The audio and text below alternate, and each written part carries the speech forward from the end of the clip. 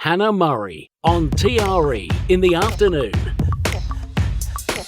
Joining us on the line now is journalist and author Lucy Mangan to talk about her new book, Bookish, How Reading Shapes Our Lives. It's the highly anticipated sequel to Bookworm, about how books of all kinds delight, guide, comfort and strengthen us through our adult lives. Welcome to the show, Lucy.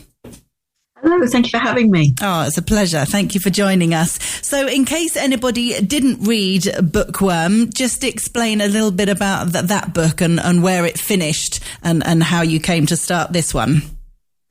Well, Bookworm was really a memoir of childhood reading. So it took in my childhood, which was basically the same as a lot of bookworms' childhoods, because in those days, back in the 80s, 70s and 80s, we still had very much the canon.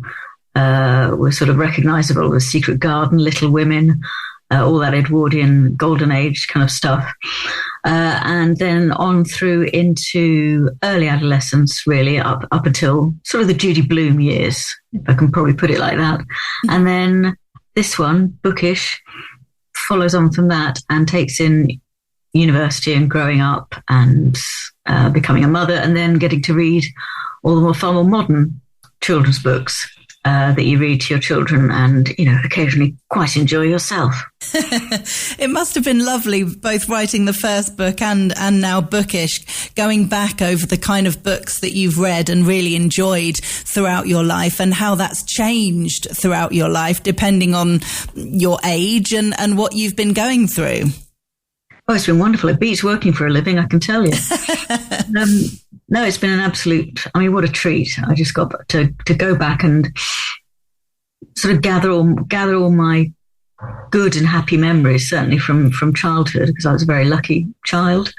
And then obviously more with the second book, when you're growing up, obviously you have more ups and downs, and motherhood is both, I find. And it talks about the death of my dad and the books that got me through that. But overall, yes, it's wonderful. If you're a reader, there's nothing you like more than reading or writing about books, unless it's actually books, obviously. And in these books, is there a mixture of fiction and non-fiction that has kind of helped you throughout different times, and books that you've really enjoyed reading? I've got to say it's mostly fiction. My husband reads no fiction, and I read primarily fiction. In all genres, I'm either eclectic in one version or completely undiscriminating if in another. You pays your money, takes your choice. But I love all kinds of stories. Really, whether that's what we used to call chick lit and is now more politely called women's commercial fiction, romances, and I like thrillers, and I like the classics. The Bookish covers the joy I felt at discovering Chaucer and Gawain and the Green Knight and Jane Austen at university, but on through to John Grisham, Jack Reacher, even Dan Brown gets a look in, because I ripped through those like nobody's business.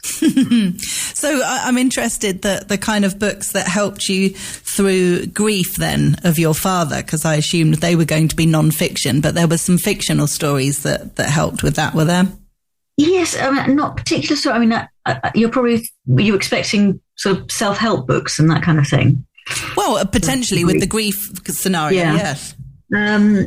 I've never been a great one for self-help, because I want to escape from my brain and from people's advice, I think, when I read. And I sort of also have this, I don't know if it's because I was brought up Catholic or it's a strange strain of actual Puritanism creeps in, but I sort of think, if you can't, there's something deep in my brain that goes, if you can't work it out yourself, you don't deserve to not suffer from it. So I sort of naturally stay away from self-help, which is, as I'm sure you can tell, is an incredibly healthy attitude to have. But when Dad died, it was mostly, it was fiction I threw myself into, and a relatively new genre for me, which was, in the broadest sense, romance books, romantic comedy books.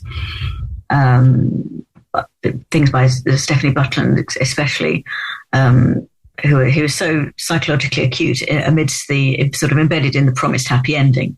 You get a lot of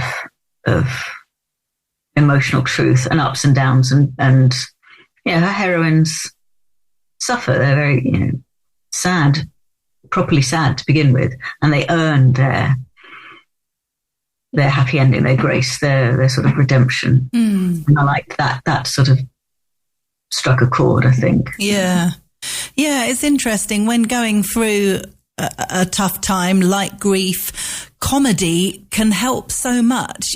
Some people like to read or watch or listen to sad things that help them cry, if you like, or express their emotions. In my experience, I don't have an issue with with expressing my emotions, so I'd rather not watch or read or listen to something that's going to make me more upset and turn to something that makes me smile and laugh.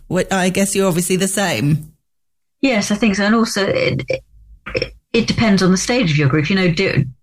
When you've lost someone, especially if it's a more difficult or complicated bereavement than I had, and my 82-year-old dad was ready to go, and we had some warning. Your grief takes different forms on different days, and you need different things, almost minute to minute sometimes. Yeah. And looking back, are there books that you really enjoyed as a child that you talk about in the first book that you've gone back to as an adult?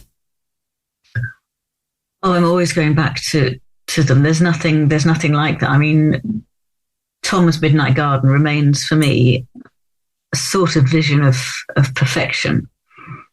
It's the most exquisitely written, time slip, clever, gentle, but not drippy, not soft, and it's very precise. It's very beautiful, very truthful, and an excellent sort of mystery at the heart of it. And the more you sort of intuit all that as a child, but mostly, obviously, you just read it because it's a really good story and you want to know what's happening and why is the clock striking 13 and how does the house dissolve into this strange old-fashioned place with all these strange old-fashioned people in it. But as you get older, you appreciate the plotting of it, the pacing of it, the machinery sort of sliding unobtrusively into place as she gets you exact Philippa Pierce, the author gets you exactly where she wants you, and the beautiful resolution of it, which I'm not going to spoil here, obviously. I think it's amazing to have the time, I suppose, to go back and reread books, when we're so blessed with so many books that we want to read. I mean, I've got so many books in my house that are kind of on my list or by my bed that I'm desperate to get round to. I find it amazing to to think about not reading a new book and going back to an old book. You must really love them. I advise being a very bad housekeeper and mother. That's how I do it. Just abandon it all. All right, it's time. Mummy needs to read. Off you go. And how do you decide what book you want to read each time? I suppose it's, like you said, the mood that you're in and what you're craving. Yes, it's weird because I'm very lucky. I have, within my eye line right now, I already have, I don't know, easily 150 books to choose from. And I will literally, if I know, I want to read something, but I don't know quite what it is. I can't say I'm in the mood for a thriller. I can't say I'm in the mood for this, that, or the other. I will just literally, it's almost like sitting in a darkened room with 3 fingers of whiskey to think through a problem. I just sit here and contemplate them and see which one calls to me, which is probably the closest thing I get to a spiritual experience. But it will. You'll see it and you go, I didn't know I wanted to read The Death of Robin Hood by, who is it here? Angus Donald. But yes, I do. Angus Donald. But turns out that's the one. Who knew? And that's why I think, that's the glory of a library, either a home library or a municipal library. Yeah. It's not like online. You do get to to run your eye along a row of titles, and you aren't dependent on an algorithm to feed you, almost by definition, more of the same. Mm. And do you know where your love of reading comes from? I know you've loved reading since you were a child, but can you remember a moment or particular reason that inspired you to read? I can't really. I think it was innate, and then I was lucky enough to be born into a family that cultivated it. You know, my dad was a great reader, and he taught me to read before I could go to school. And I don't remember, to my great regret, I don't remember the moment, you know, shapes sort of resolved into words and words into stories. I remember the first book I was able to read independently was The Owl Who Was Afraid of the Dark. And the fact that, I think Dad read it to me first, but then the fact that I could take it away and read it myself under my own steam, that I had the power, was, you know, the greatest discovery. You know, independent reading, if you're a bookworm, is where you want to be. You don't want to be dependent on these poor, harassed adults trying to meet your needs, because they never, ever will. You need to be able to take yourself off and do it yourself. Yeah. It's time. And are you the kind of reader that once you start a book, you have to finish it? Or if you're not captivated, then you're quite happy to push it to one side and find something else? I think, like most people, I used to be the one, and now I'm the other, because life is literally too short. I mean, I have literally more books than I can read in my lifetime now that I really want to get to. So if it turns out I've chosen wrongly, I will put it down now with great regret and guilt and all the rest of it. But I know myself well enough now. And also I sort of know books well enough now to know that if this particular book or this particular kind of book hasn't taken off by page 10 or page 30, or in this case, page 50, then you know the odds really are against you. You've read enough now to know that it's very rarely a game worth the candle. Yeah. And are there some genres that you never ever bother going anywhere near, or do you like to try and read a bit of everything? Again, with age comes a certain amount of wisdom. I know now that I'm not a hard sci-fi person. Soft sci-fi, yes.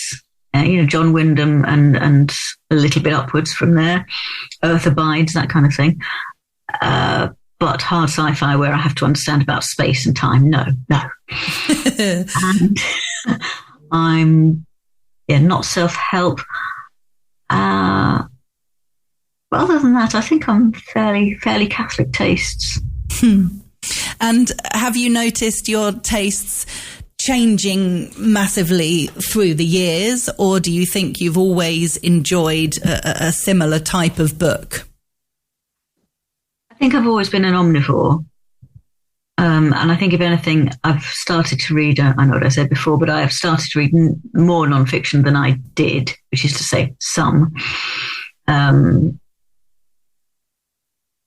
Because I think partly because there's just been such an explosion in relatively recent years of really good, really readable, really accessible non-fiction about just fascinating subjects. You know, is it Mervyn and Martin Sheldrake's book about mushrooms and fungi, Entangled Life? I think, you know, it's incredible. And I'm reading Material World at the moment, which is just, uncovering a completely different dimension of life to me. Whereas I remember when I was younger, you couldn't really get that kind of, you either had to get very technical stuff or, you know, very, very basic childish stuff. But now people are out to sort of share their expertise and share their knowledge and their passions and their enthusiasm. And there's a growing market for it, and there's a growing willingness of and hunger of publishers to publish it. Brilliant. And I did an interview recently talking about decluttering and getting rid of things in the house. And one of the most controversial, if you like, items in somebody's house is their books. And everyone has a different opinion and view on how long you keep a book for, if you've read a book, whether you've enjoyed it or not, if you automatically pass it on to a friend or a charity shop, or whether you keep it on your shelves for years to come, even though you may have no intention of ever reading it again. What are your thoughts on that? I think it's very interesting because any book is two things. It's its form and its content. And once you've devoured the content, you're left with the object, the form. Now, to me, that book, especially if I've enjoyed it, and it becomes a talisman. It reminds me of reading it and the joy I had in reading it. Maybe it reminds me of the person who gave it, or the circumstances in which I read it, and the place or the holiday. It has it trails a whole cloud of memories. Yeah. And so to me, it's more akin to a photograph. You're asking me to throw away a photograph, which people would hesitate more, I think, over. But again, as I get older, obviously there are more books, especially thrillers, where I really am not going to read it, and I've extracted the greatest value from them. I know who done it and all the rest of it, and I'm quite happy to pass those along and have someone else enjoy them. But there are still books I keep because I've read them, either just loved them, or they're really beautiful and I just want to look at them, look at the covers, look at the illustrations. So I'm less of a hoarder than I was, less fanatical than I was, but I still